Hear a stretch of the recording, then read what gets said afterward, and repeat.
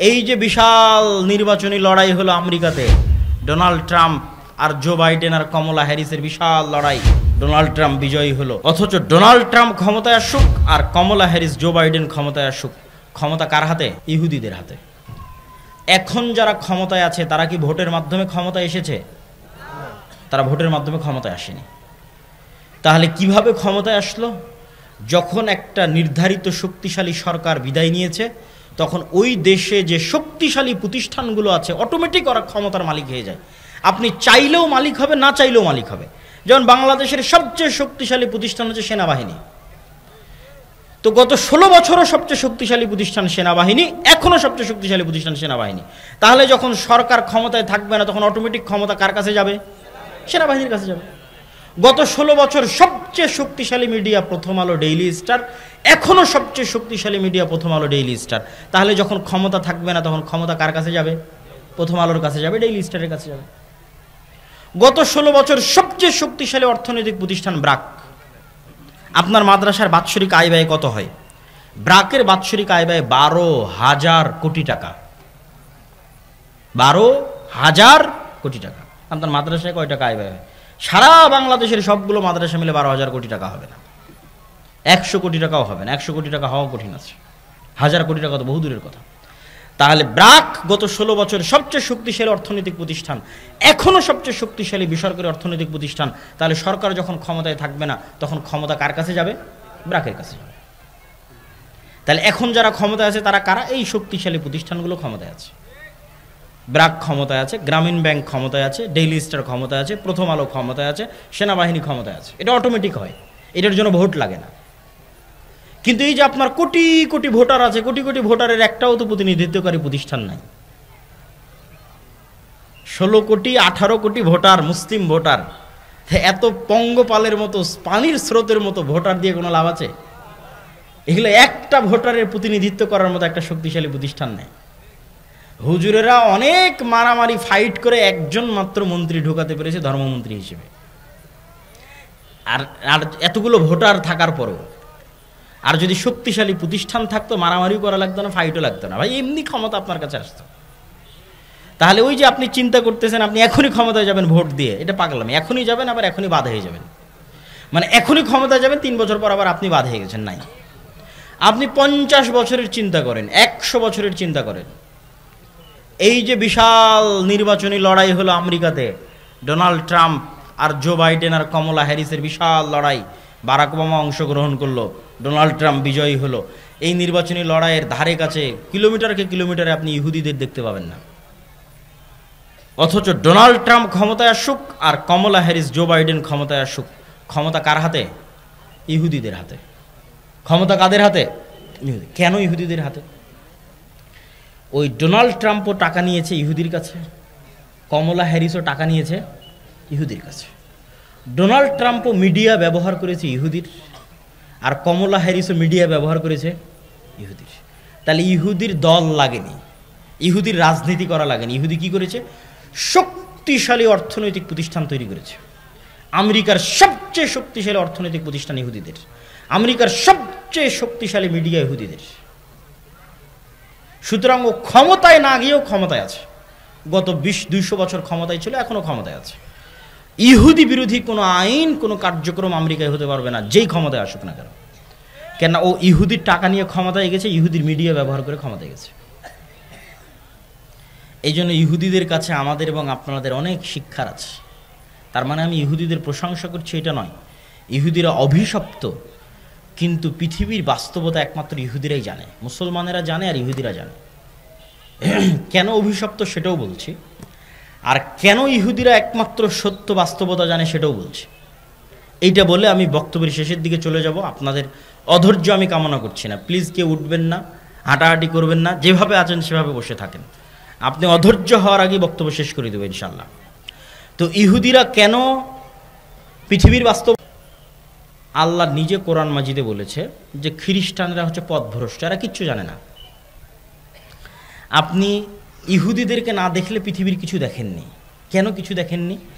এখানকার একটা যুবক ছেলে যেমন বিড়ি সিগারেট মদ জুয়া আড্ডায় ব্যস্ত থাকে, এ উঠে গিয়ে যদি আর এক খ্রিস্টানের সাথে উঠা বসা করে, তো ওই খ্রিস্টানও মদ জুয়া আড্ডায় ব্যস্ত থাকে। সুতরাং এই পৃথিবীতে পার্থক্য করতে পারবে না, দেখবে সবাই তো আমার মতো, জাপান যাবে, কোরিয়া যাবে, হয়তো এতটুকু দেখতে পারে যে আমার চাইতে ওরা রোবোটিক মেশিনের মতো কাজ করতেছে, কিন্তু আর কোনো পার্থক্য দেখতে পাবে না। দেখবে রোবোটিক মেশিনের মতো কাজ করার পরে ওরাও ওই মদ জুয়া আড্ডা অবৈধ সম্পর্কে ব্যস্ত, আমিও মদ জুয়া আড্ডা অবৈধ সম্পর্কে ব্যস্ত। ও ধাক্কা খাবে কখন?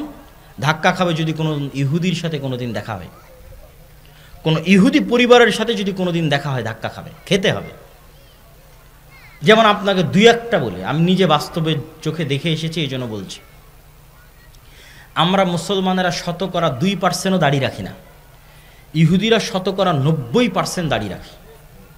90% ইহুদি দাড়ি রাখে, এবং দাড়ি রাখার জন্য চুল পরিমাণ দ্বিধাও করে না যে দাড়ি রাখলে কে আমাকে জঙ্গি বলবে আর কে সন্ত্রাসী বলবে, আর ধারে কাছেও নাই। ওর দিন ওকে কট্টরভাবে মানতে হবে, এতে চুল পরিমাণ ছাড় দেওয়া যাবে না, না হলে ও মরে যাবে, পরাধীন হয়ে যাবে, গোলাম হয়ে যাবে, দাস হয়ে যাবে। অতএব মরবে কিন্তু দিনে চুল পরিমাণ ছাড় দেবে না। ও দিনের ওপর কট্টর কত ইহুদিরা, তার একটা উদাহরণ দিই আপনাকে। এমন কোনো ইহুদি রেস্টুরেন্ট পাবেন না যে ইহুদি রেস্টুরেন্টে ইহুদি হুজুরকে চাকরি দিয়ে রাখা নাই। যেমন আপনার এলাকায় গ্রামগঞ্জে রেস্টুরেন্ট আছে, তো যে পরাটা তৈরি করবে তার জন্য লোক আছে, চুলা জাল দিবে তার জন্য লোক আছে, থালি বাসন ধুবে তার জন্য লোক আছে। তো প্রত্যেকটা ইহুদি রেস্টুরেন্টে খালি একজন হুজুর আছে, ওর কোনো কাজ নাই। ও থালি বাসনও ধুবে না, ও হচ্ছে ওই পেঁয়াজ মরিচও কাটবে না। ওই ইহুদি হুজুরের চাকরি হচ্ছে খালি দেখবে হালাল হচ্ছে কিনা। কি বুঝলেন?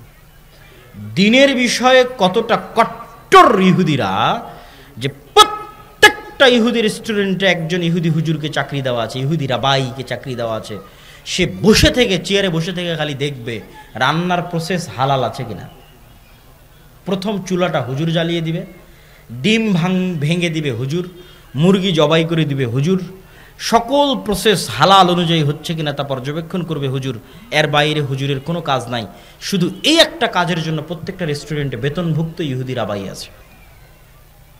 তাহলে ওর দিনের প্রতিও কত কট্টর হতে পারে, আপনি কল্পনা করতে পারবেন না কত কঠোর হতে পারে। তাহলে আব্দুল্লাহ ভাই, ইহুদিদেরকে যে আল্লাহ অভিশপ্ত বলেছে, ইহুদিরা অভিশপ্ত কেন সেটাও বলছি। আমরা মুসলমানেরা সত্য জানি, ইহুদিরা সত্য জানে, পৃথিবীতে আর কেউ সত্য জানে না। পৃথিবীতে জাপান, কোরিয়া, চায়না, খ্রিস্টান এমনি পাগল, এদেরকে ইবলিস শয়তান পাগল বানিয়ে রেখেছে, উল্লু বানিয়ে রেখেছে। এরা হচ্ছে পশু প্রাণীর মতো, দুনিয়াতে এসেছে, খাবে দাবে চলে যাবে। ইহুদিরা সত্য জানে, মুসলমানেরা সত্য জানে। মুসলমানেরা সত্য জানে, পাশাপাশি মুসলমানেরা চায় এই সত্যটা পৃথিবীর সব মানুষ জানুক, আর এই সত্যের উপর পৃথিবীর সব মানুষ আমল করুক। আমি একজন মুসলমান হিসেবে জানি মদ খারাপ, জুয়া খারাপ, তো আমি চাই একজন হিন্দুর ছেলেও যেন মদ না খায়, জুয়া না খেলে। মানে আমি একজন হিন্দুর জন্য কল্যাণকামী, হিন্দুর ছেলেও যেন মদ না খায়, জুয়া না খেলে। এবার এই সত্যটা ইহুদি জানে, মদ খারাপ, জুয়া খারাপ, কিন্তু ইহুদি চায় যে আমার ছেলে মেয়েরা কোনোদিন মদ খাবে না, কোনোদিন জুয়া খেলবে না, আর সারা পৃথিবীর প্রত্যেকটা মানুষ যেন মাদকাসক্ত হয়, প্রত্যেকটা মানুষ যেন জুয়ার নেশায় আসক্ত হয়। তার জন্য কি করা লাগবে তা আমি করব। এই জন্য ওরা অভিশপ্ত। কেন তারা এটা করতে চায়? এই জন্য করতে চায় যে আপনি মানুষকে যদি গোলাম রাখতে চান, পৃথিবীর সব মানুষকে যদি গোলাম রাখতে চান, তাহলে এগুলো ছাড়া গোলাম রাখতে পারবেন না। আপনি এখানে থেকে উঠে গিয়ে আমার বক্তব্যকে রিচেক করবেন। আমি বলেছি আপনি পৃথিবীর কিছুই দেখেননি যদি ইহুদিদের না দেখেছেন। এখান থেকে উঠে গিয়ে আপনি ইউরোপে বসবাসরত কোনো প্রবাসীকে কল দিবেন, আমেরিকায় বসবাসরত কোনো প্রবাসীকে কল দিবেন। কল দিয়ে বলবেন যে তুমি কি কোনো ইহুদি ফ্যামিলিকে দেখেছো তোমার 15 বছরে, 20 বছরে? যদি বলে হ্যাঁ দেখেছি, তখন আমি যা যা বলেছি তা চেক করবেন। আচ্ছা, ওই ইহুদি পরিবারের মুখে কি দাড়ি ছিল? হ্যাঁ বা না, কি উত্তর দেয়। 2, ওকে জিজ্ঞেস করবেন ওই ইহুদি পরিবারের ছেলে মেয়ে কয়জন? এটা মা এবং বোনেরা শুনবেন। ইহুদি পরিবারের ছেলে মেয়ে কয়জন? যদি বলে যে 1জন বা 2জন, তাহলে আবার আমার সাথে রাজশাহীতে, ঢাকায় গিয়ে দেখা করিয়েন যে এমন একটা ইহুদি ফ্যামিলি পেয়েছি যার ছেলে মেয়ের সংখ্যা 1জন বা 2জন। পাবেন না। প্রত্যেকটা ইহুদি ফ্যামিলিতে ছেলে মেয়ের সংখ্যা 5জন, 6জন, 7জন, 8জন, 9জন, 10জন, প্রত্যেকটা ইহুদি ফ্যামিলিতে। কিন্তু সারা পৃথিবীতে মানুষ যেন ছেলে হোক মেয়ে হোক দুটি সন্তানই যথেষ্ট, একটি হলে আরও ভালো, এর পিছনে সবচেয়ে টাকা খরচ করে কারা? ইহুদিরা। সবচেয়ে বেশি টাকা তারাই খরচ করে। আপনি এখানে বসে থেকে ফোন দিবেন, তোমার আশেপাশে নিকটস্থ কোনো ইহুদি স্কুল আছে কিনা? খ্রিস্টান স্কুলের কথা বলিনি, কেন খ্রিস্টানেরা জানি না, ওরা তো পাগল, ওদেরকে তো আল্লাহ কোরআনে বলেছে ওয়ালাজ জালিন, এরা পাগল, এরা কিচ্ছু জানে না, এরা ইবলিসকেও চিনে না, শয়তানকেও চিনে না। ইবলিস এদেরকে যেভাবে যা বলছে ওরা সেভাবে তা করে। খ্রিস্টান স্কুল না, ইহুদি স্কুল। ঠিক আছে, ইংল্যান্ডে অবস্থানরত কোন ইহুদি স্কুল আছে? পেয়েছো তো? বলে হ্যাঁ। ইহুদি স্কুলে গিয়ে দেখো তো LGBTQ পড়ানো হয় কিনা, যে সমকামিতা আমার অধিকার, আমি সমকামী হতে পারবো একজন ছেলে অথবা মেয়ে হিসেবে, এই জিনিস ইহুদি স্কুলে পড়ানো হয় কিনা? প্রত্যেকটা খ্রিস্টান স্কুলে পড়ানো হয়, কিন্তু ইহুদি স্কুলে পড়ানো হবে না। যদি পান আমাকে এসে বলবেন যে কোন ইহুদি স্কুলে পড়ানো হয়েছে। কোন ইহুদি ফ্যামিলির সন্তান মাদকাসক্ত কিনা, জুয়ায় আসক্ত কিনা, মদের বারে যায় কিনা, আড্ডায় যায় কিনা খোঁজ দিতে বলবেন, একটাও পাবেন না জুয়ায় আসক্ত, একটাও পাবেন না মাদকাসক্ত। কিন্তু সারা পৃথিবীর মানুষ যেন জুয়ায় আসক্ত হয়, মাদকাসক্ত হওয়ার জন্য চেষ্টা করবে। কেন? মাদকাসক্ত হলে গোলাম, জুয়ায় আসক্ত হলে গোলাম। আর ওর ছেলে মাদকাসক্ত জুয়ে আসক্ত হবে না মানে ও প্রোডাক্টিভ থাকবে, সবচেয়ে বড় সায়েন্টিস্ট হবে, সবচেয়ে বড় ডাক্তার হবে, সবচেয়ে বড় ইঞ্জিনিয়ার হবে, পৃথিবীকে নেতৃত্ব দেবে। আর বাকি সবকে মাদকাসক্ত জুয়ে আসক্ত করবে কেন? সবগুলো যেন গোলাম হয়। এই জন্য আপনি ইহুদিদের দেখলে পৃথিবীর সত্য বুঝতে পারবেন যে পৃথিবীর সত্য কি। আর বাকি কাউকে দেখে পৃথিবীর সত্য বুঝতে পারবেন না কেন? ওরা সবাই পাগল, ওদেরকে আল্লাহ অলরেডি কোরআনে পাগল বলে রেখেছে, যে ওরা জানেই না কি সত্য কি মিথ্যা। সুতরাং ইউরোপ আমেরিকায় গিয়ে খ্রিস্টান সাদা চামড়াদের মদের বারে দেখে হতাশ হওয়ার, পথভ্রষ্ট হওয়ার কিছু নাই। ওরা জানেই না মদের বারে গেলে কি ক্ষতি আছে, আর অবৈধ সম্পর্কে লিপ্ত হলে কি ক্ষতি আছে। আপনি ইহুদিদের দেখেন, ইহুদিরা জুয়ায় আসক্ত, মাদকাসক্ত এবং নন প্রোডাক্টিভ কিনা, LGBTQ তাদের পাঠ্য বইয়ের মধ্যে তারা রেখেছে কিনা ধার্মিক ইহুদিরা। সম্মানিত উপস্থিতি, এই পয়েন্টটা কি জন্য তুলে ধরছিলাম? এই পয়েন্টটা এই দৃষ্টিকোণ থেকে তুলে ধরছিলাম যে শক্তিশালী প্রতিষ্ঠান প্রতিষ্ঠা করতে হবে, এটা আপনি ইহুদিদের কাছ থেকে শিখবেন। যে আমাদের শক্তিশালী মিডিয়া নাই, আমাদের শক্তিশালী অর্থনৈতিক প্রতিষ্ঠান নাই। এখান থেকে আরও একটা জিনিস শিখবেন যে আমাদেরকে আমাদের দিনের উপর কি হতে হবে? কথা বলেন না যে কি হতে হবে? আমাদেরকে আমাদের দিনের উপর কি হতে হবে? কট্টর হতে হবে। আমরা তো কলোনিয়াল মাইন্ড সেট আপ, এটা আমার বক্তব্যের আজকের শেষ পয়েন্ট। আমরা তো কলোনিয়াল মাইন্ড সেট আপ বহন করে বেড়াচ্ছি। 190 বছর ব্রিটিশদের গোলামি করছি। ওই 190 বছর ব্রিটিশদের গোলামি করার কারণে আমাদের রক্তের মধ্যে, আমাদের অজান্তে আমরা গোলামি বহন করছি। কিভাবে আমাদের অজান্তে আমাদের রক্তের মধ্যে গোলামি বহন করছি? আমি নিজেও এই বিষয়ে অবগত ছিলাম না। যখন ইংল্যান্ড ক্রস করে ফ্রান্স, ইতালি এবং স্পেন, এই 3টে দেশে গেছি, তো স্পেনের এমনও এয়ারপোর্ট পেয়েছি যে এয়ারপোর্টে এক্সিট শব্দটা পর্যন্ত ইংরেজিতে লেখা নাই। এতটা পরিমাণে স্প্যানিশরা, ইতালিয়ানরা, ফ্রান্সের মানুষেরা ইংরেজিকে ঘৃণা করে। আমার এটা ধারণা ছিল না যে ইংরেজি ভাষা জেনে পৃথিবীর কোনো দেশে আমি চলতে পারবো না, এটা অসম্ভব। প্রত্যেকটা দেশে চলতে পারবো, কিন্তু ইংরেজি ভাষা না জেনে যে ইউরোপেই চলতে পারবো না, এটা আমার জানা ছিল না। তো ওরা জাতিগত হিসেবে কতটা আত্ম অহংকারী, কতটা আত্ম অহমিকা, কতটা স্বাধীন চেতা, ভিন্ন দেশের ভাষাই শিখবে না। আমি বলছি না যে ইংরেজি শিখতে হবে না, এটা বলছি না, কিন্তু আমরা যে নিজের অজান্তে ইংরেজি শিক্ষাকে গুরুত্ব দিয়ে ফেলছি, শিখছি, শিখতেও হবে, কিছু করার নাই। এটা আমাদের অজান্তে, আমাদের রক্তের মধ্যে থাকা 190 বছরে ব্রিটিশদের গোলামির কারণে। এটার আরও প্রমাণ নেবেন, আমাদের ক্লাসমেট ছিল মদিনা ইসলামী বিশ্ববিদ্যালয়, আফ্রিকান মুসলিম দেশ, ওদের সেকেন্ড ল্যাঙ্গুয়েজ ফরাসি। তো তোমার সেকেন্ড ল্যাঙ্গুয়েজ ফরাসি কেন? তো আমি যেমন ইংল্যান্ডের গোলাম ছিলাম, ও ছিল ফ্রান্সের গোলাম। তো ও ফ্রান্সের গোলাম ছিল, ওই জন্য ওর সেকেন্ড ল্যাঙ্গুয়েজ ফরাসি। আমি ইংল্যান্ডের গোলাম ছিলাম, আমার সেকেন্ড ল্যাঙ্গুয়েজ ইংরেজি। আপনি যখন একটা মানুষকে দেখেন যে ও প্যান্ট শার্ট পরে আছে, গলায় টাই আছে, আপনার যদি মনে হয় স্মার্ট, আর আমি মাথায় টুপি দিয়ে আছি, উনি জুব্বা পরে আছে, মাথায় টুপি দিয়ে আছে, ওকে যদি মনে হয় একটু আনস্মার্ট, এটা 190 বছরের গোলামির কারণে আপনার মনের মধ্যে নিজের অজান্তে আপনি বহন করতেছেন। এই যে আর্মি, পুলিশ ইত্যাদিতে প্রত্যেক দিন অফিসিয়াল নিয়ম হচ্ছে দাড়ি চাচতে হবে, অফিসিয়াল নিয়ম। কেন? এটা স্মার্টনেস। ওরা কোত্থেকে পেয়েছে বলেন? এই আর্মি পুলিশ দাড়ি চেছে জবে আসতে হবে, এই নিয়ম কোথায় থেকে পেয়েছে? এই আর্মি ছিল পাকিস্তান আর্মির খণ্ডিত অংশ, পাকিস্তান ছিল ইন্ডিয়ান আর্মির খণ্ডিত অংশ, ইন্ডিয়া ছিল ব্রিটিশ আর্মির খণ্ডিত অংশ। তাহলে ব্রিটিশ আর্মির তৈরি করা রুলস গোলামেরা বহন করতেছে। এই জন্য গোলামদের কাছে এখনো দাড়ি চাচতে এটাই হচ্ছে স্মার্টনেস। এই জন্য তাকে দাড়ি চেষে অফিসে আসতে হবে। এরকম আরো অসংখ্য গোলামির কারণ আপনি খুঁজে বের করতে পারবেন যা নিজের অজান্তে আপনি বহন করেন। ফলত আপনি যদি সামগ্রিকভাবে ইসলামের বিজয় দেখতে চান বাংলাদেশে, তাহলে আপনাকে দিনের উপরে কট্টর থেকে কট্টর হতে হবে। যত বেশি আপনি দিনের বিষয়ে কট্টর হবেন, বাংলাদেশ তত বেশি স্বাধীন আর শক্তিশালী হবে। কাদের কাছ থেকে শিখবেন? ইহুদির কাছ থেকে শিখবেন, হিন্দুর কাছ থেকে শিখবেন। ইহুদিরাও আর দিনের উপর কট্টর থেকে কট্টর। কেন? ও জানে যে আমি আমার দিনের উপর যত কঠোর হব তত আমি শক্তিশালী, তত আমি স্বাধীন। আপনার পার্শ্ববর্তী দেশ ভারতেও হিন্দুরা তাদের দিনের উপর কট্টর থেকে কট্টর হচ্ছে, আরও কঠোর হচ্ছে, আরও কঠোর হচ্ছে। কেন? ওরা জানে যে আমরা আমার দিনের উপর যত বেশি কঠোর হব, আমরা তত বেশি স্বাধীন, তত বেশি শক্তিশালী হব। তো আপনি বাংলাদেশে চারিদিক থেকে এরকম হিন্দুত্ববাদী রাষ্ট্র ঘেরা অবস্থায় আপনি যদি বলেন যে না আমি আমার দিন পালন করব না, সালাত পড়ব না, দাড়ি রাখবো না, পাঞ্জাবি গায়ে দিব না, দিনের সব বিষয়ে ছাড় দিবেন, তো আপনি অবশ্যই গোলাম থাকবেন। আপনার গোলামি বাবারকাত হবে, দীর্ঘস্থায়ী হবে। আর আপনি যদি বলেন যে না ও যেমন দিনের বিষয়ে কট্টর হয়েছে, আমি দিনের বিষয়ে কট্টর হব, আমি দাড়ির জন্য জীবন দিয়ে দিব, টাকনোর উপরে কাপড় পরার জন্য জীবন দিয়ে দিব, আল্লাহর নবীর প্রত্যেকটা সুন্নাত পালন করব, তো আপনার দেশ স্বাধীন থাকবে, আপনার দেশ শক্তিশালী থাকবে। 1 মিনিট বক্তব্যের সারমর্ম করে দিচ্ছি, আপনারা প্লিজ ধৈর্য হারা হয়েন না। আজকের যে বক্তব্য আলোচনা করলাম, এই বক্তব্যের সারমর্ম কি?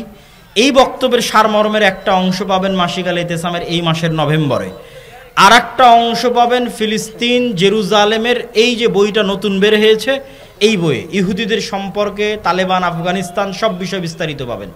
সারমর্ম হচ্ছে ইসলামকে সামগ্রিকভাবে বিজয়ী করা দরকার না দরকার নয়? একটু জোরে বলেন, দরকার না দরকার নয়? দরকার।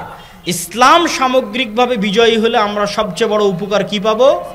নাগরিক রাষ্ট্রীয় সুযোগ সুবিধা, ন্যায় বিচার, ন্যায়পরায়ণতা পাবো। প্রতিষ্ঠা করতে হলে কি কি লাগবে? 1, ব্যাপক দাওয়াতি কাজ লাগবে। 2, কি লাগবে বলেন? সমাজের মানুষের সাথে সম্পৃক্ত হতে হবে। 3, শক্তিশালী প্রতিষ্ঠান লাগবে। 4, কলোনিয়াল মাইন্ড সেটআপ থেকে বের হয়ে আসতে হবে, নিজের দিনের উপরে কট্টর হতে হবে।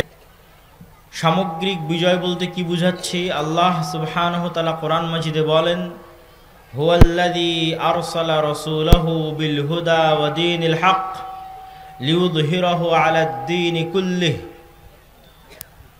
তিনি সে আল্লাহ যিনি রাসূলকে পাঠিয়েছেন পথ প্রদর্শক হিসেবে, সত্য দ্বীনের বাহক হিসেবে।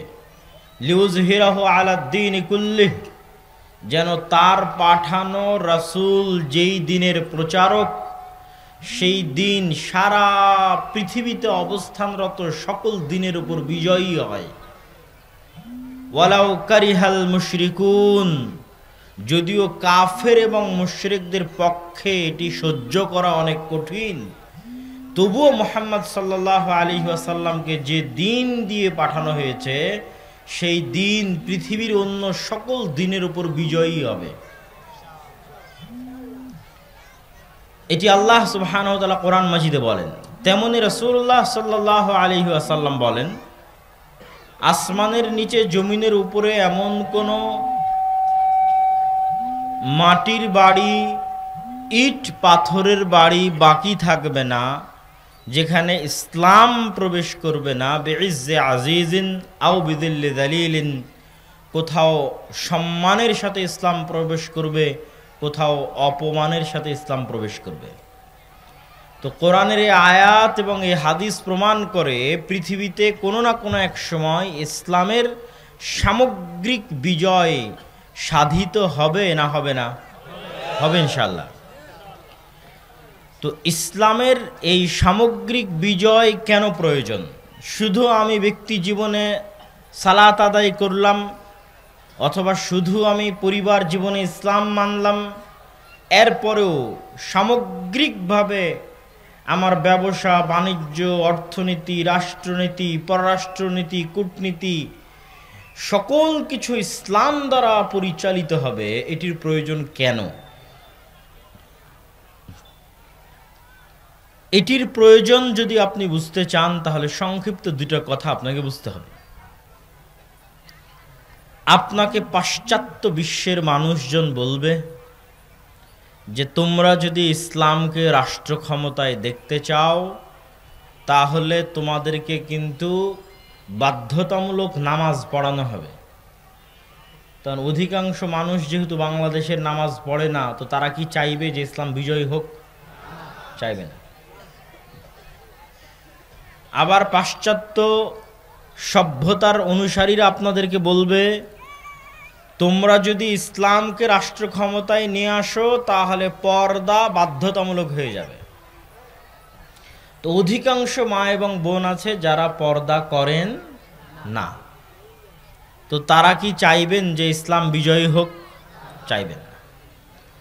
আরও এক ধাপ এগিয়ে পাশ্চাত্য সভ্যতার অনুসারীরা বলেন ভীতি প্রদর্শন করানোর জন্য যে ইসলাম যদি রাষ্ট্র ক্ষমতায় আসে তাহলে অবৈধ সম্পর্কে লিপ্ত হলে বিবাহিত অবস্থায় রজম করে হত্যা করা হবে, আর অবিবাহিত অবস্থায় হলে বেত্রাঘাত দোররা দ্বারা প্রহার করা হবে। বিড়ি, সিগারেট, মাদক দ্রব্য, নেশা জাতীয় দ্রব্য পান করলে 40 বা 80 বেত্রাঘাত করা হবে। কেউ যদি চুরি করে তাহলে তার হাত কাটা যাবে। এই রকম বিভিন্ন ভয়ঙ্কর বিষয়গুলো সামনে নিয়ে এসে বলে অতএব বাবা খবরদার এইটা যেন না হয় যে ইসলাম যেন রাষ্ট্র ক্ষমতায় না চলে আসে। এইটা পাশ্চাত্যরা ভয় দেখায়। কিন্তু এর বাইরেও, এই সমস্ত ভীতি প্রদর্শনের বাইরেও রাষ্ট্র ক্ষমতায় ইসলাম যাওয়ার ভিন্ন আরেকটা চেহারা আছে, যেটি কখনোই পাশ্চাত্য মিডিয়া, ওয়েস্টার্ন যে ইলেকট্রিক এবং ইলেকট্রনিক্স মিডিয়া আছে এবং পাশ্চাত্য সভ্যতার ধারক ও বাহক আছে, তারা আপনাকে জানতেও দিবে না, বুঝতেও দিবে না। ইসলাম রাষ্ট্র ক্ষমতায় যাওয়ার সেই পজিটিভ চেহারা কি? সেই পজিটিভ চেহারা হচ্ছে, একটু 2 মিনিট আপনাদেরকে আমার সাথে মনোযোগের সাথে সময় দিতে হবে। যদি শুধু 5 ওয়াক্ত সালাত আদায়ী রাষ্ট্র ক্ষমতায় ইসলাম যাওয়ার জন্য যথেষ্ট হতো, তাহলে গত 16 বছরের কত এরকম ওসি, ডিসি, এসপি, এমপি, মন্ত্রী ছিল ও এসিল্যান্ড সাব রেজিস্ট্রার ছিল যারা শুধু 5 ওয়াক্ত নয় তাহাজ্জুদের সালাতও আদায় করত। এবং এমন কোনো মসজিদ মাদ্রাসার জালসা সম্মেলন ছিল না যেই জালসা সম্মেলনে প্রধান অতিথি, বিশেষ অতিথি হিসেবে তারা আমন্ত্রিত হতো না এবং সেখানে লাখো টাকা দান করে দানবীর হিসেবে খেতাব পেত না। এমনও আছে যে প্রশ্ন ফাঁসের টাকা এরকম জালসা এবং মসজিদে দান করেছে। তাহলে শুধু যদি সালাত দিয়ে ইসলামী রাষ্ট্র কায়েম হয়ে গেছে বলে ধরে নেওয়া যেত, তাহলে গত 16 বছর ইসলামী রাষ্ট্র ছিল। হ্যাঁ, কেন গত 16 বছর তো সবাই ছিল হাজি, তাহাজ্জুদ গুজার, আল্লাহওয়ালা আর দানবীর, ছিল না? তাহলে ইসলামী রাষ্ট্র মানে আজকে এই নবাবগঞ্জ উপজেলায় যদি আমি বলি আজ থেকে এখানে ইসলাম প্রতিষ্ঠা হয়েছে, তাহলে পাশ্চাত্য আপনাকে যেটা বলতেছে এখানে সবাইকে বাধ্যতামূলক পর্দা করা হবে, সবাইকে বাধ্যতামূলক নামাজ পড়ানো হবে, তারও বহু আগে হবে। ইসলামী রাষ্ট্রে এই ধরনের আইন কানুন থাকতে পারে, কিন্তু তারও বহু আগে এটা তখনই ইসলামী রাষ্ট্র বলে বিবেচিত হবে যখন এখানে ন্যায়পরায়ণতা, ন্যায় বিচার এবং সত্যবাদিতা প্রতিষ্ঠিত হবে। যখন এখানে একজনও আর একজনের চুল পরিমাণ হক মেরে নিতে পারবে না। বেতন নিবে সরকারের, আর সরকারি মেডিকেলে না বসে প্রাইভেট ক্লিনিকে বসবে, এইটা হবে ইসলামী রাষ্ট্রে। এটা অসম্ভব। সবার আগে ওটা বন্ধ হবে। তারপরে এসিল্যান্ডের অফিসে, সাব রেজিস্ট্রারের অফিসে একটা কাজ আদায় করার জন্য ঘুষ দিতে হবে, এটা ইসলামী রাষ্ট্রে হবে অসম্ভব। আগে ওটা বন্ধ হবে। আপনার কোনো বৈধ চাকরি আপনার সন্তান পরবর্তী প্রজন্ম নিবে, এই চাকরির জন্য খালা, মামা, ফুফু, চাচা, খালু, আত্মীয় স্বজন, রাজনৈতিক নেতা, টাকা পয়সা, যোগ্যতার বাইরে আরও এরকম ডট ডট ডট ডট অসংখ্য জিনিস খুঁজে বেড়াতে হবে। ইসলামী রাষ্ট্রে কখনোই এটি ঘটবে না।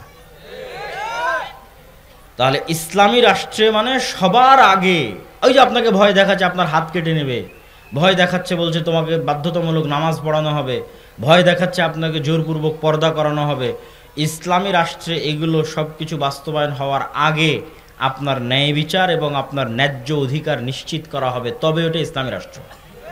আর যদি শুধু সালাদ দিয়ে ইসলামী রাষ্ট্র হতো তাহলে গত 16 বছরেরটা ইসলামী রাষ্ট্র ছিল। কেন তাদের চাইতে বড় তাহাজ্জুদ গুজার, তাদের চাইতে বড় আল্লাহওয়ালা কেউ ছিল না। কিন্তু তারা ছিল, সবাই বলবো না, এই রকম যারা, তাদের অধিকাংশই ছিল খাঁটি নির্ভেজাল মোনাফিক। এটা আমি বলিনি, রাসূলুল্লাহ সাল্লাল্লাহু আলাইহি ওয়াসাল্লাম বলেছেন, আরবাউন মান কুন্না ফীহ, 4টা বৈশিষ্ট্য যদি মানুষের মধ্যে থাকে তাহলে সে মোনাফিকান খালেসান, নির্ভেজাল, নিষ্কলুষ, খাঁটি মোনাফিক। তো এই 4টা বৈশিষ্ট্যের কথা বলতে গিয়ে কিন্তু আল্লাহ নবী বলেননি যে বিড়ি খায় সে মোনাফিক, যে আরেকজন মেয়ের সাথে অবৈধ সম্পর্কে কথা বলে সে মোনাফিক। এগুলো গুনাহের কাজ, কিন্তু এগুলোকে আল্লাহর নবী খাঁটি মোনাফিকের আলামত বলেননি। খাঁটি মুনাফিকের আলামত কি? যে 5 ওয়াক্ত সালাতও পড়ে, হজও করে, আবার আল্লাহর রাস্তায় দানও করে। আগের যে বৈশিষ্ট্যগুলো উল্লেখ করলাম, এরকম মসজিদ মাদ্রাসার কমিটিতে আছে, বিশেষ অতিথিতে আছে, প্রধান অতিথিতে আছে, এমন কোনো ভালো কাজে নাই যেখানে সে নাই, প্রত্যেকটা ভালো কাজে সে আছে। কিন্তু তারপরও ইদা হাদ্দাসা কাযাবা, যখন কথা বলে মিথ্যা বলে, যখন ওই তুমি না খানা, যখন কোনো আমানত রাখা হয় আমানতের খেয়ানত করে। প্রত্যেকটা দায়িত্ব আমানত, মাদ্রাসার প্রিন্সিপাল আমানত, মসজিদ কমিটির সভাপতি আমানত, AC land OC, sub registrar, DC আমানত, এমপি আমানত, মন্ত্রী আমানত, সচিব আমানত। প্রত্যেক যে নিজ নিজ দায়িত্ব প্রাপ্ত হয়েছে ওই দায়িত্বে সে কি আমানত, অথচ ওই দায়িত্বে সে খেয়ানত করে। কথা বললে মিথ্যা বলে, ওয়াদা করলে ভঙ্গ করে, মুখ দিয়ে মানুষের সাথে শত্রুতা হলে গালি দেয়, আর আমানতের খেয়ানত করে। তো এরা খাঁটি মুনাফিক কেন? এরা কিন্তু আমল দিয়ে এদের মুনাফিকি ঢেকে দিবে। বুঝেননি মনে হয় আমার কথা? বাহ্যিক আমল দিয়ে ওর মুনাফিকি ঢাকতে চাইবে, ও কিন্তু মুনাফিক, কিন্তু বাহ্যিক আমল দিয়ে কি ঢাকতে চাইবে? মুনাফিক। ও এখনই ওসি হিসেবে টেবিলের নিচ দিয়ে ঘুষ গ্রহণ করেছে, মুনাফিক, খাঁটি মুনাফিক। কেননা ওর পদের সাথে কি করেছে? আমানতের খেয়ানত করেছে। কিন্তু ও যে মুনাফিক, এই মুনাফিকিটা ঢাকতেও হজ করতে গেছে।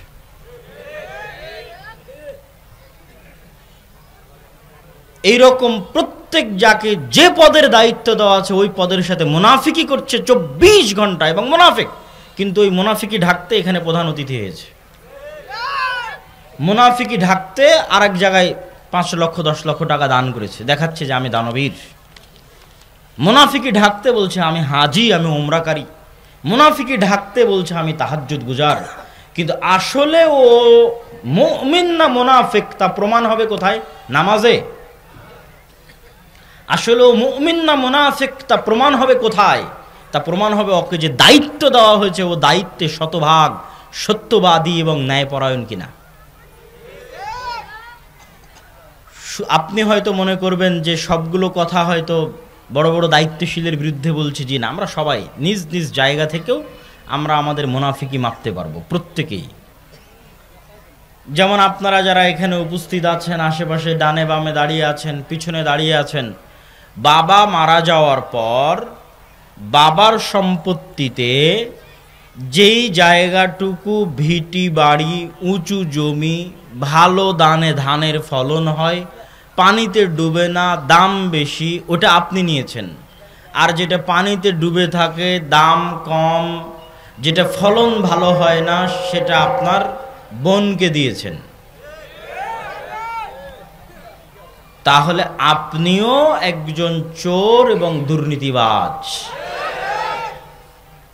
আপনিও আপনার সালাদ দিয়ে আপনার মুনাফিকি ঢাকতে চাচ্ছেন, আসলে মুনাফিক, কেননা আপনি দায়িত্বে ন্যায় পরায়ণতা দেখাননি, আপনি ভাই হিসেবে, পিতার সন্তান হিসেবে ন্যায়ের সাথে বন্টন করেননি, তা আপনি আসলে মুনাফিক।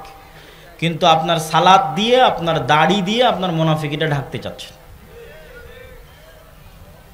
এরকম আপনি জীবনের প্রত্যেকটা পদক্ষেপে সত্য বলা আর কাজে ন্যায়পরায়ণ হওয়া, এটা অনেক কঠিন জিনিস।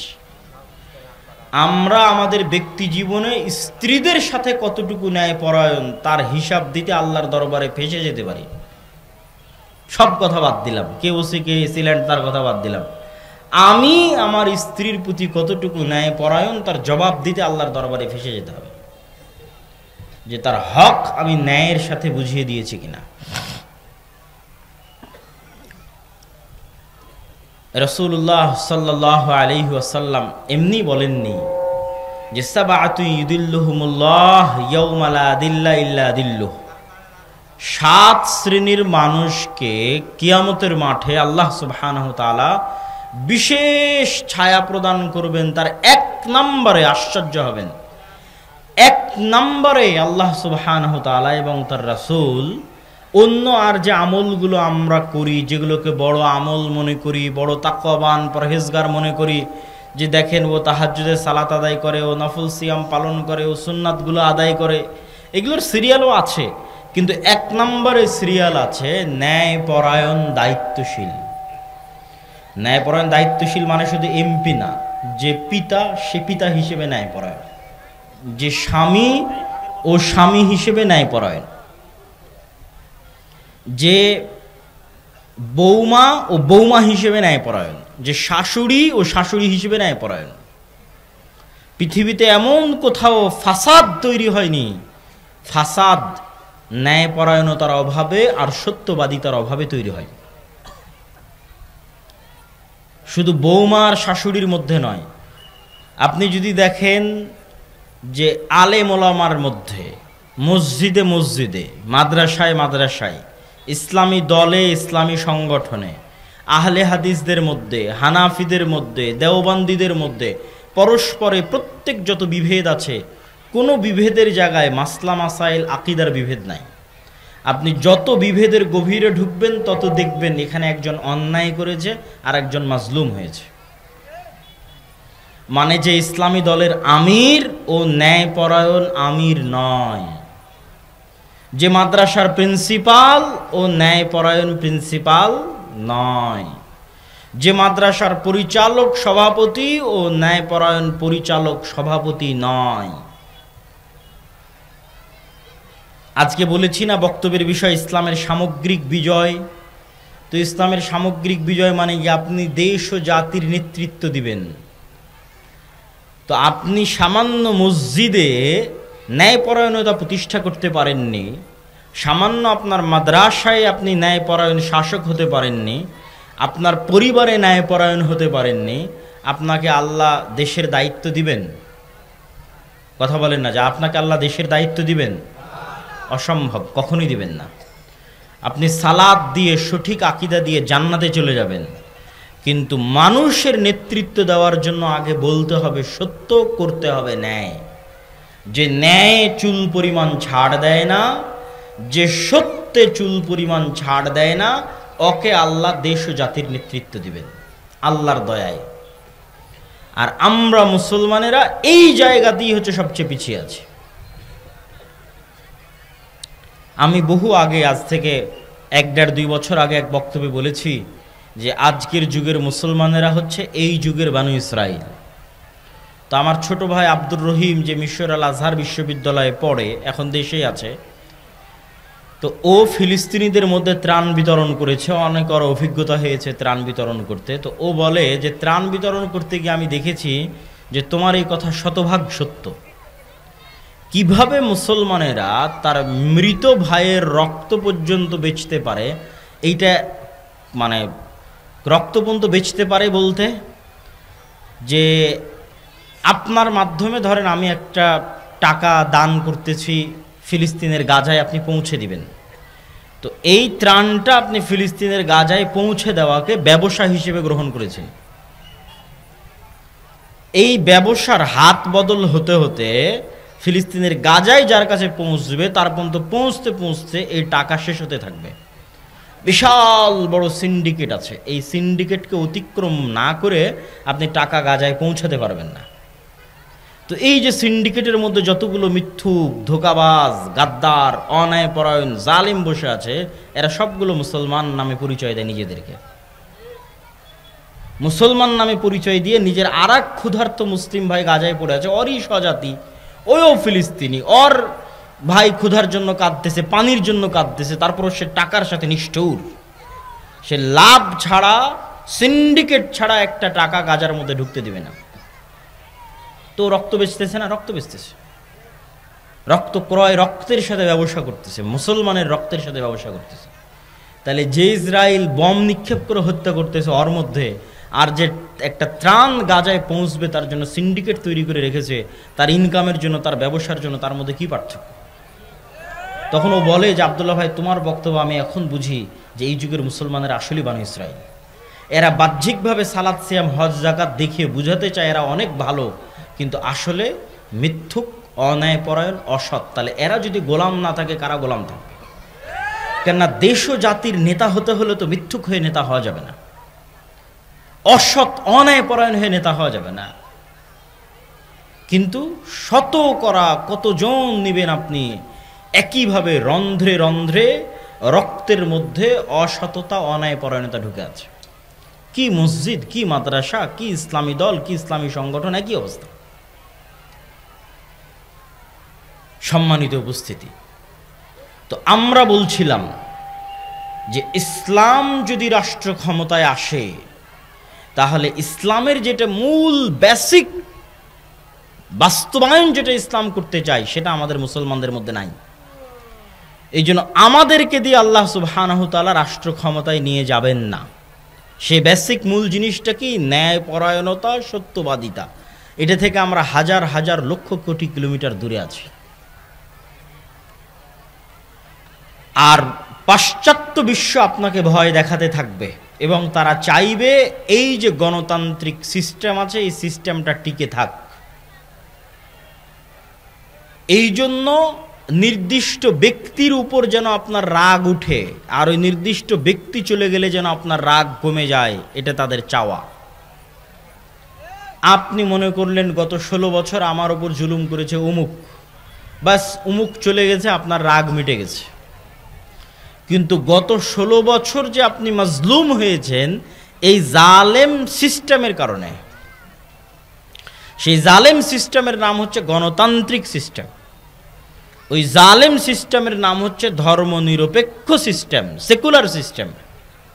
আমি যদি আরো স্পষ্ট করে বলি বুঝার জন্য, কিন্তু এটা সত্য, মানুষ হাসবে কিন্তু এটাই সত্য।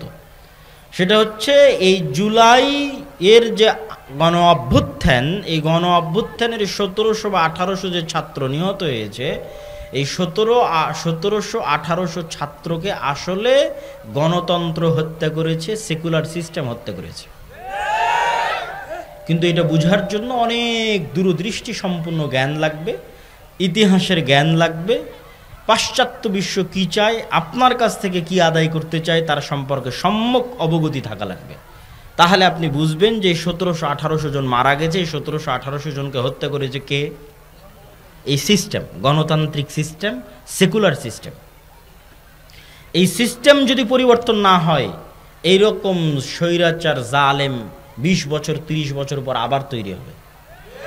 আপনার হায়াত যদি আল্লাহর 20-30 বছর বাড়িয়ে দেয়, আর আমার হায়াতও যদি আল্লাহ 20-30 বছর বাড়িয়ে দেয়, আবারও যদি কোনোদিন সাক্ষাৎ হয়, তখন আপনি বলিয়েন যে এই সিস্টেম টিকে আছে, আর এই সিস্টেম আবারও জালেম এবং স্বৈরাচার তৈরি করেছে।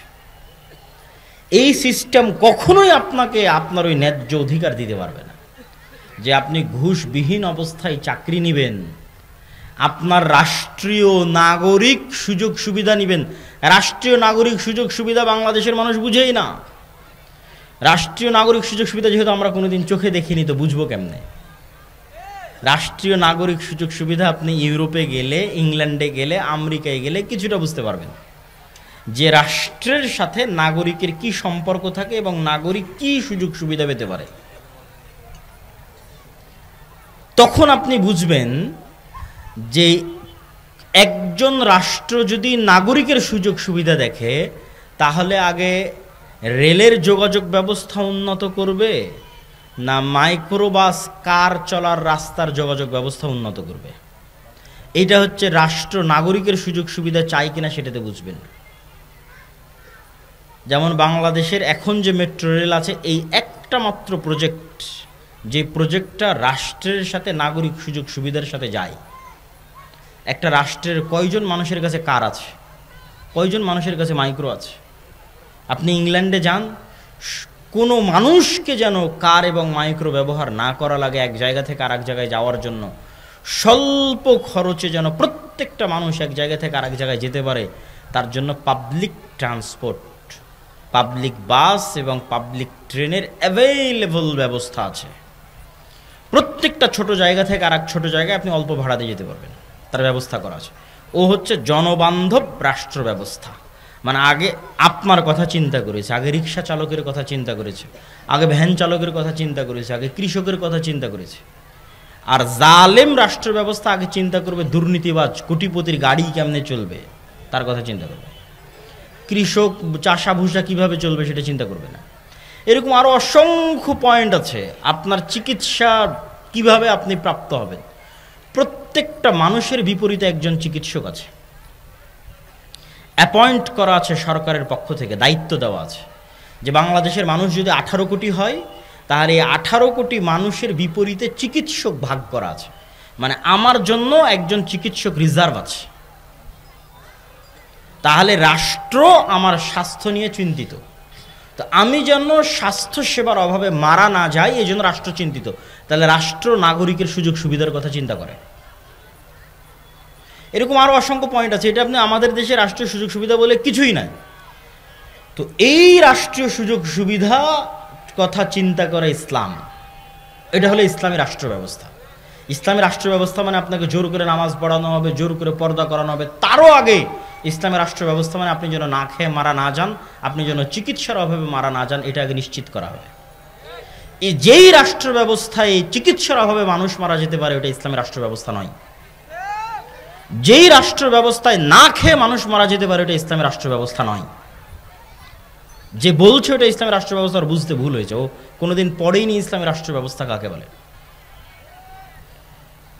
তো এই যে ইসলামী রাষ্ট্র ব্যবস্থার পজিটিভ দিক এগুলো আপনাকে জানতে হবে। এখন জানার সুযোগ, এখন আপনি বুঝবেন, কানেক্ট করতে পারবেন, রিলেট করতে পারবেন যে আমার এবং আপনার সুখ দুঃখের একমাত্র চিন্তা যদি কেউ বললাম কৃষকের কথা চিন্তা করবে, রিক্সা চালক ভ্যান চালকের কথা চিন্তা করবে। যেমন কিছুদিন আগে একজন মেজরের, আর্মির মেজরের সাথে একজন পুলিশ খারাপ ব্যবহার করেছে। পরে সেই পুলিশ মেজরের, আর্মির মেজরের পা ধরে ক্ষমা চাচ্ছে। তো মানুষজন ফেসবুকে অনেক প্রশংসা করতেছে। তখন আমার ব্রেনে কাজ করলো যে এটাও ইসলামী রাষ্ট্র ব্যবস্থা নয়। এই পুলিশ যদি একজন রিক্সা চালকের সাথে খারাপ ব্যবহার করতো, তো রিক্সা চালকের পা ধরে মাপ চাইতে হতো, এটা ইসলামী রাষ্ট্র ব্যবস্থা। ওই আর্মির মেজরের সাথে খারাপ ব্যবহার করেছে, এই জন্য পা ধরে মাপ চাইতে হবে। আর রিক্সা চালক, ভ্যান চালক, কৃষকের সাথে খারাপ ব্যবহার করলে তখন মাপ চাইতে হবে না। এটা হচ্ছে জালেম সিস্টেম, সেকুলার সিস্টেম, গণতান্ত্রিক সিস্টেম। আর ইসলামী রাষ্ট্র ব্যবস্থা মানে কিসের মেজর? ওই গ্রামের মাঠে কৃষক যে কাজ করতেছে, ওর সাথে যদি জুলুম করে, তো ওর পা ধরে মাপ চাইতে হবে। এইটা হলো ইসলামী রাষ্ট্র ব্যবস্থা। তো ইসলামী রাষ্ট্র ব্যবস্থা মানে আপনি যদি খালি এটা ভয় পান যে বাপরে বাপ, আমাকে তো পিটিয়ে নামাজ পড়াবে, আমাকে তো পিটিয়ে পর্দা করাবে। জি না, পিটিয়ে নামাজ পড়ানোর আগে, পিটিয়ে পর্দা করানোর আগে আপনার জান মালের নিরাপত্তা, আপনার ইজ্জতের নিরাপত্তা, এবং আপনি যেন মাজলুম না হন, রাষ্ট্রীয় নাগরিক সুযোগ সুবিধা সমানভাবে বুঝে পান, তা নিশ্চিত করা হবে। ওটা ইসলামী রাষ্ট্র ব্যবস্থা। এবং ইসলামী রাষ্ট্র ব্যবস্থা আমেরিকা এবং ইউরোপের রাষ্ট্র ব্যবস্থার চাইতে উন্নত। এটা একজন মানুষকে বোঝানো খুব কঠিন। খুব উচ্চ শিক্ষিত মানুষ ছাড়া অন্তত এই বক্তব্যটুকু বুঝবে না। বলবে এখনকার পৃথিবীর সবচেয়ে আদর্শ রাষ্ট্র ব্যবস্থা তো আমেরিকা আর ইউরোপ। আমাদের ছেলেমেয়েরা জমি বিক্রি করে ইংল্যান্ডে যায়, ইউরোপে যায়, আমেরিকায় যায়। কেউ স্টুডেন্ট ভিসা নিয়ে যায়, কেউ অবৈধ পথে এখান থেকে দুবাই থেকে লিবিয়াতে নামে, লিবিয়ার বেনগাজি বিমানবন্দরে, লিবিয়ার ত্রিপলি বিমানবন্দরে নেমে লিবিয়ার যে সমুদ্র তীরবর্তী শহরগুলো আছে ওই শহরগুলোতে আশ্রয় নেয়। সেখানে আশ্রয় নিয়ে রাতের অন্ধকারে রাত 12টার সময় প্লাস্টিকের রাবারের ফুলানো নৌকার উপর 300 জন 400 জন 500 জন গাদাগাদি করে উঠে সীমান্ত পাড়ি দেয়। যদি সমুদ্রের মধ্যে ভূমধ্যসাগরে ডুবে মারা গেল তো মারা গেল।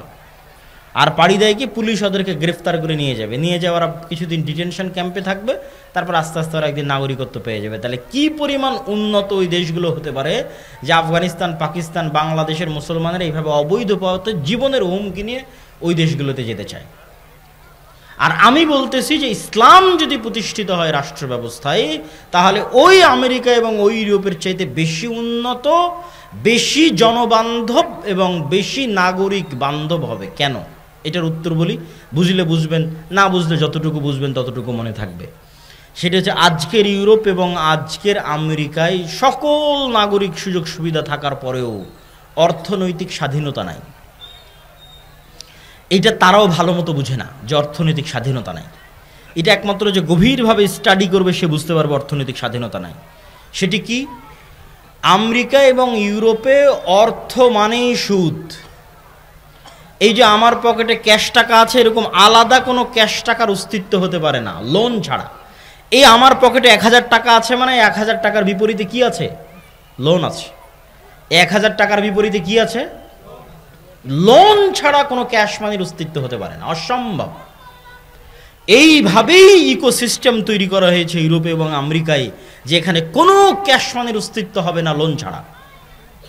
আপনি বাড়িও কিনতে পারবেন না লোন ছাড়া, জমিও কিনতে পারবেন না লোন ছাড়া, ছেলে মেয়েকে পড়াতেও পারবেন না লোন ছাড়া।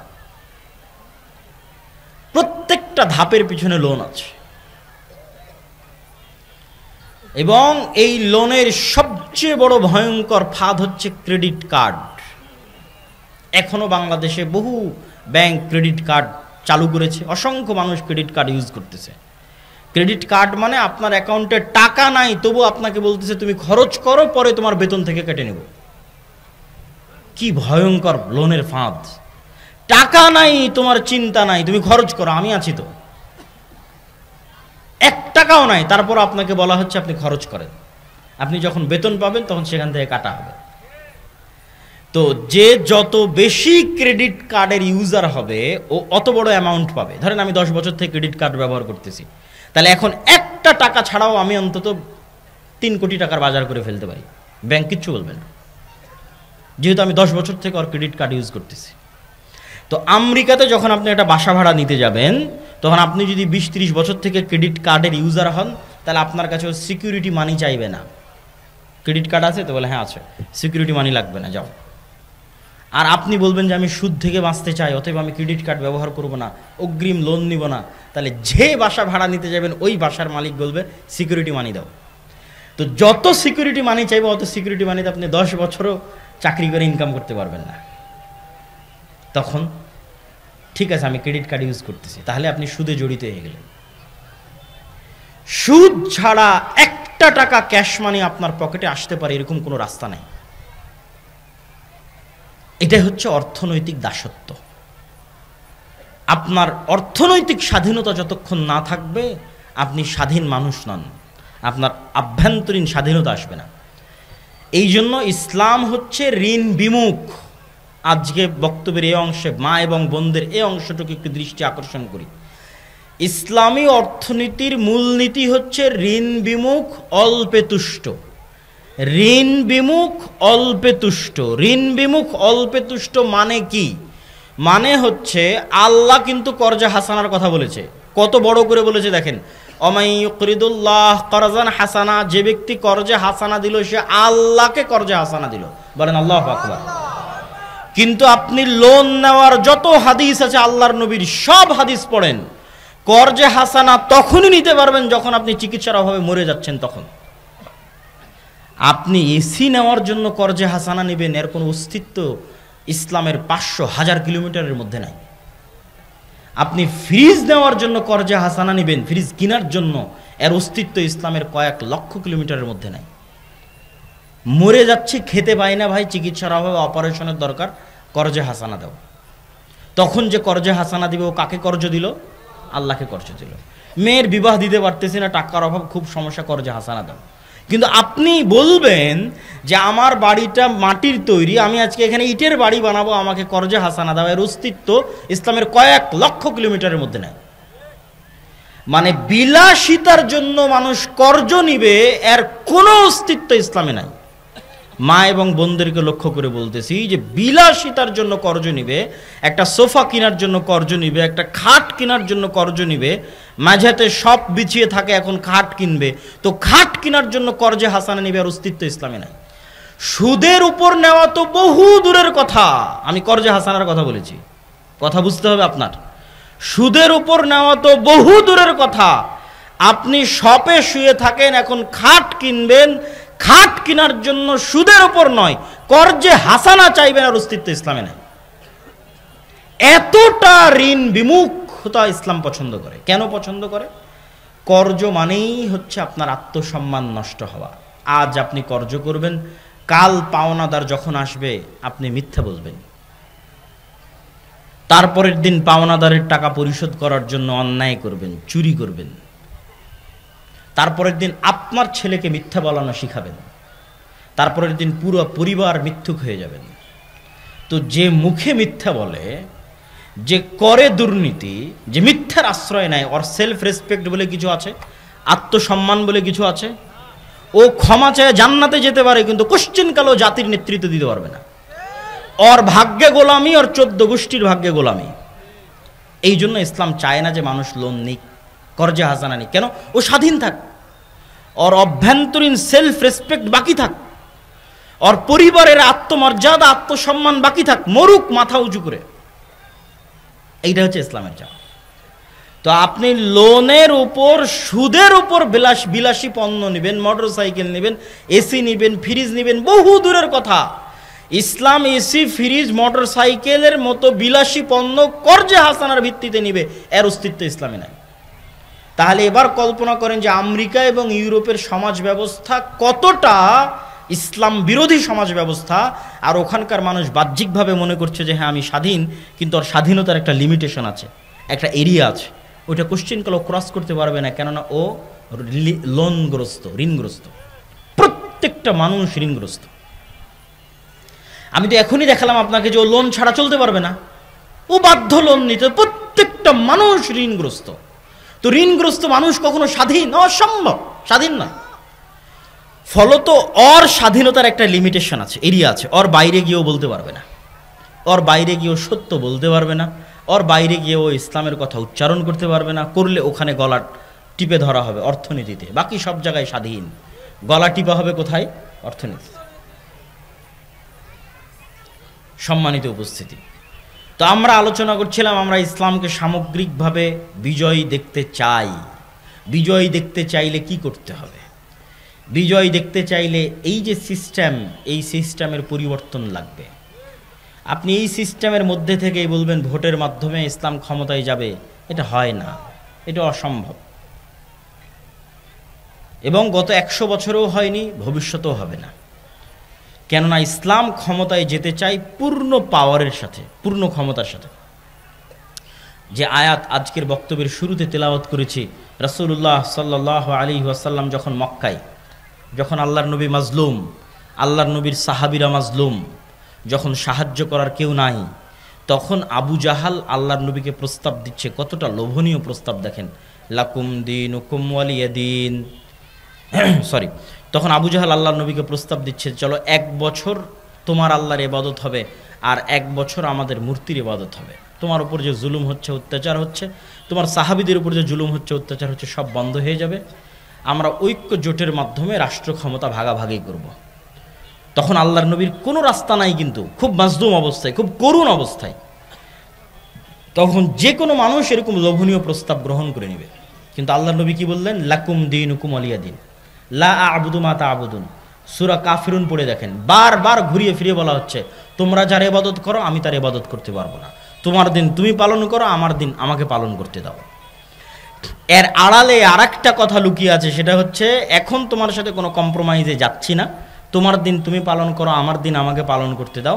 আমি মোহাম্মদ যেদিন মক্কার ক্ষমতায় যাব, সেদিন একক পূর্ণাঙ্গ শতভাগ ক্ষমতায় যাব, কারোর সাথে কম্প্রোমাইজ করে নয়।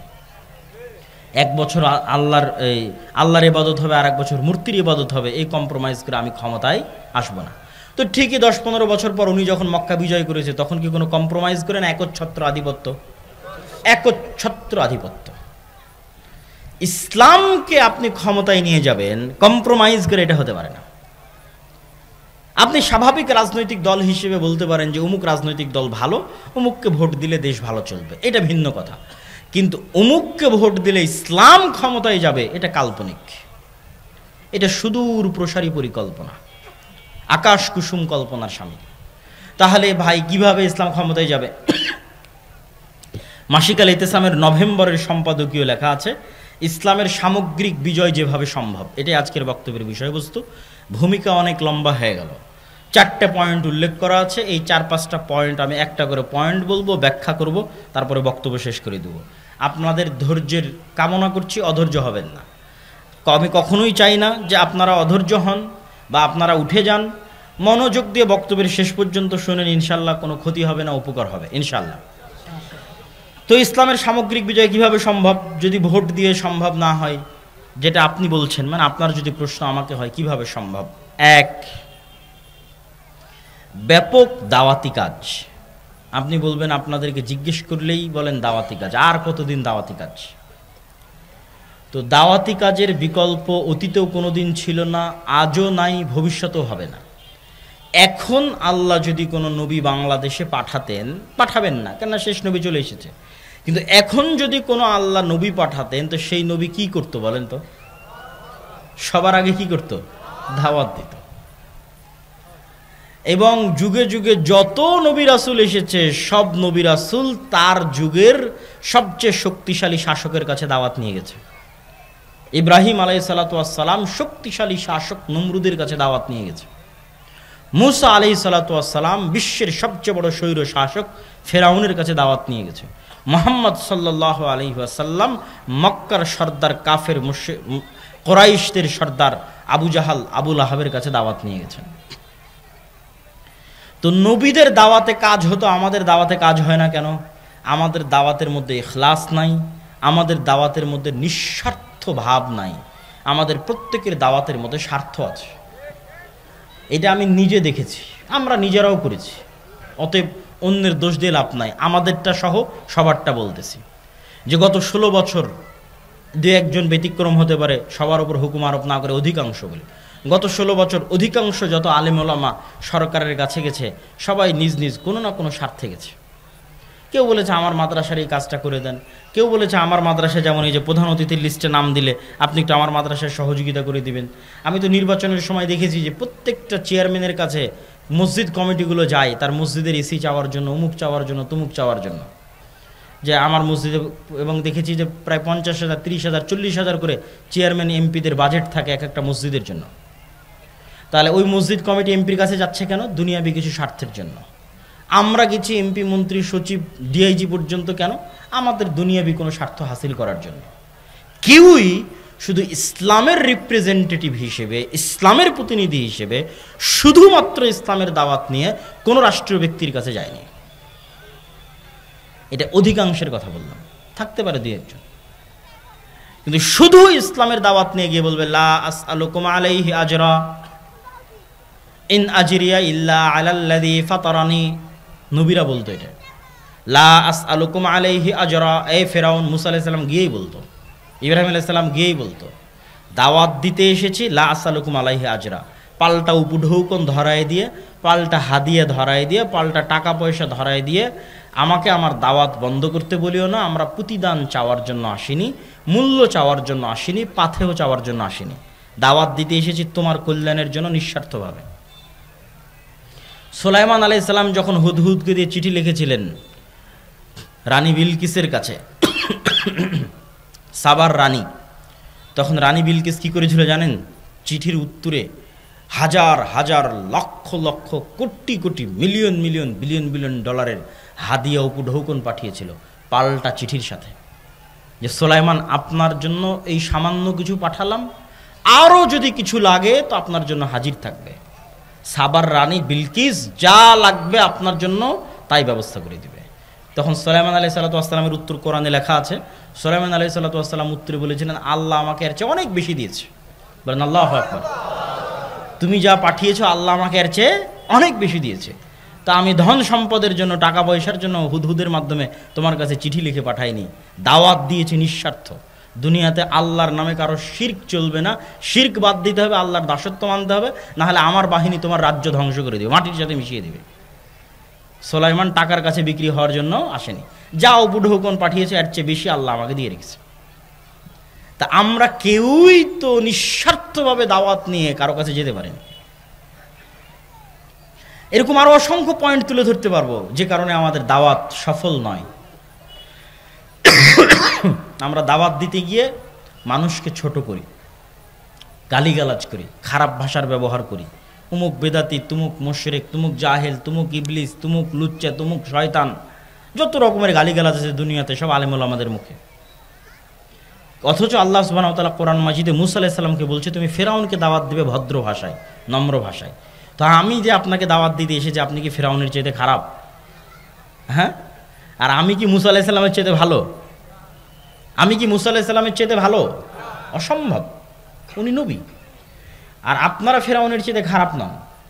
তাহলে মুসা আলাইহিস সালামের মতো ভালো নবী যদি ফিরআউনের মতো খারাপ ব্যক্তির সাথে ভালো ব্যবহার করে দাওয়াত দিতে হয়, তাহলে আমার মতো একজন গুনাহগার, আমার মতো একজন পাপী, আপনাদের মতো এরকম ভালো মুমিন মুসলিম যারা আল্লাহকে এবং আল্লাহর নবীকে দিন হিসেবে, আল্লাহর নবীকে রাসূল হিসেবে স্বীকার করে, তাদের মধ্যে দাওয়াত দিতে এসে আপনাকে যদি আমি গালিগালাজ করি, তাহলে এটা দাওয়াতি মূলনীতি হলো?